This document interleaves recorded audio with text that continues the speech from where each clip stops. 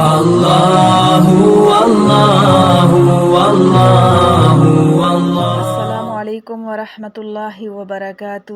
رب اشرح لی صدری ویسر لی امری واحلل عقدۃ من لسانی یفقہوا قولی۔ اعوذ باللہ من الشیطان الرجیم، بسم اللہ الرحمن الرحیم۔ ودت طائفۃ من اہل الکتاب لو یضلونکم، آرزو ہے بعض اہل کتاب کو کہ کسی طرح گمراہ کریں تم کو، وما یضلون الا انفسہم وما یشعرون، اور گمراہ نہیں کرتے مگر اپنے آپ کو اور نہیں سمجھتے۔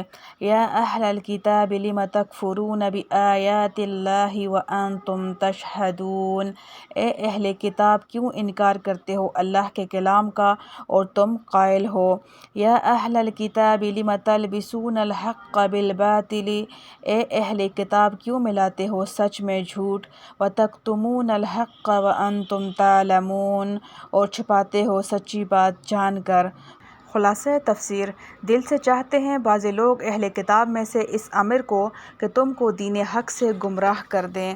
گمراہ نہیں کر سکتے مگر خود اپنے آپ کو وہ بال اضلال میں گرفتار کر رہے ہیں اور اس کی اطلاع نہیں رکھتے۔ اے اہل کتاب کیوں کفر کرتے ہو اللہ تعالیٰ کی ان آیتوں کے ساتھ جو تورات اور انجیل میں نبوت محمدیہ صلی اللہ علیہ وسلم پر دلالت کرتی ہیں، کیونکہ حضور صلی اللہ علیہ وسلم کی نبوت کا انکار کرنا ان آیات کی تکذیب کرنا ہے جو کفر ہے، حالانکہ تم اپنی زبان سے اقرار کرتے ہو کہ وہ آیات حق ہیں۔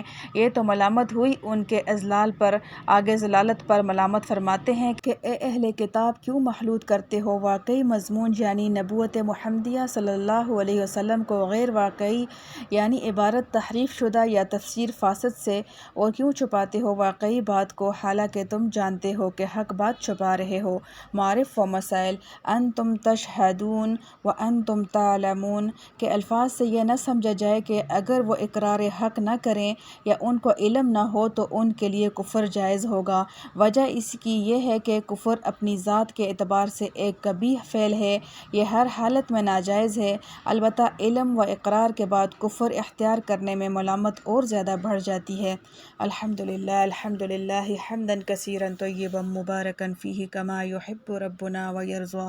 ربنا آتنا فی الدنیا حسنۃ وفی الآخرۃ حسنۃ وقنا عذاب النار۔